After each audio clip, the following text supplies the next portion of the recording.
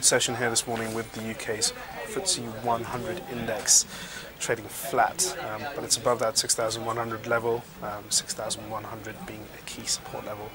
The US Stocks 50 index is also trading flat, so not much going on in the stock markets at the moment.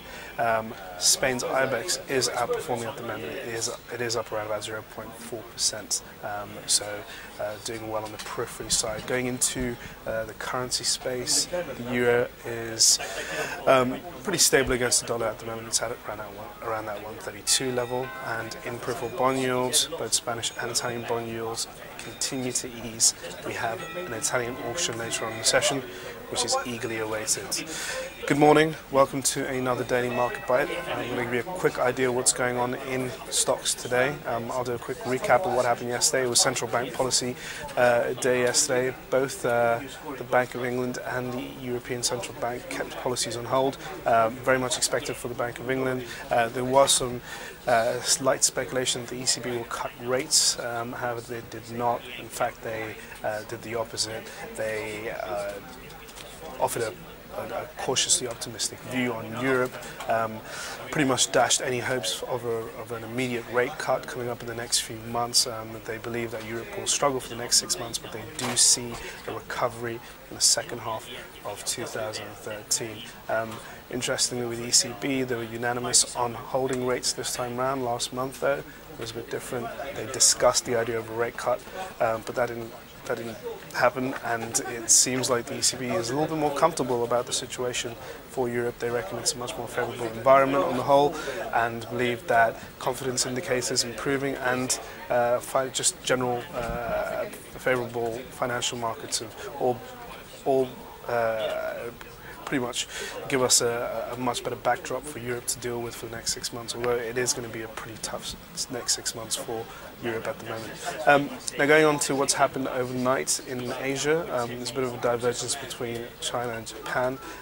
In Japan, the Nikkei is at a 22-month high, and that's on the back of Japan's government boosting their stimulus measures. The Bank of Japan pumping around about 10 trillion yen. Japan's new government sticking to their pledge to hammer out and push out more stimulus measures, and that's been quite pleasing for investors around the world, although the yen has taken a huge beating on the back of that. Going into what's going on in China, we had some inflation data which was much worse than expected. Inflation ticked up in China, and that ultimately dampens any sort of prospects for stimulus in the near term. So if we continue to see a rise in Chinese inflation, we're not going to see Chinese authorities act by pushing stimulus out in the near term. And that's kind of unnerving markets at the moment. In fact, mining stocks in the UK have taken a bit of a beating on the back of that, and that's kind of putting a bit of pressure on European stock markets at the moment.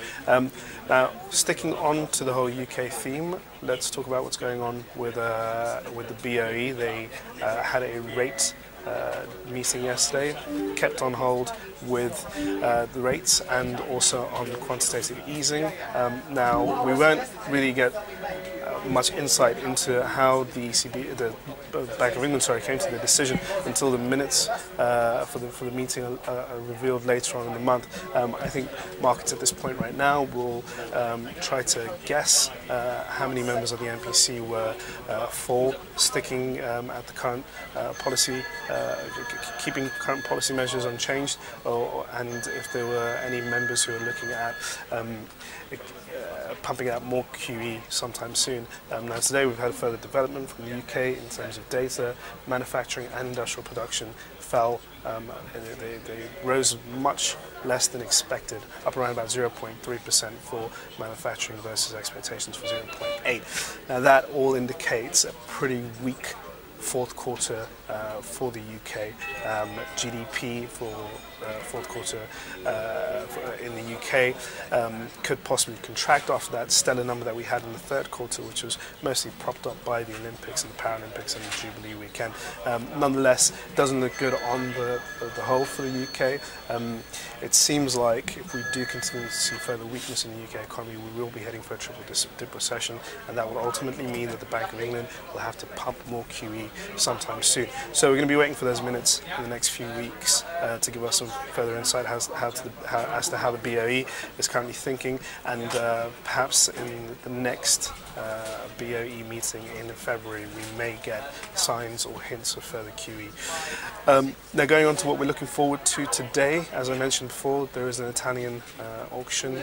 Italy and Spain had very encouraging debt auctions yesterday, sold at their top ends for both countries. Their peripheral stock indices rose on the back of that, received very good demands at the auction, and it pretty much pushed their bond yields to low levels, levels that we haven't seen for a while, at least on the Spanish 10-year level that we haven't seen since March 2012. Today, this Italian auction is expected to go quite smoothly. After yesterday's, it seems like there is a lot of appetite for peripheral paper at the moment, which is quite positive, and ultimately plays into the ECB's latest statement that the environment in Europe is far more favourable than it was a couple of months back. In the US, we have trade balance data, which is it's not going to be that huge for us later on. It's pretty top. It's in the second tier in terms of data. It's not really top tier, so it may not shake markets. But nonetheless, we will be focusing on US corporate earnings. Not much out today, but we do have a big week next week for US earnings. It's going to be in full swing with investment banking giants all reporting: Morgan Stanley, Goldman Sachs, JP Morgan, and Bank of America. I'll see you next week. Thank you for watching and have a lovely weekend.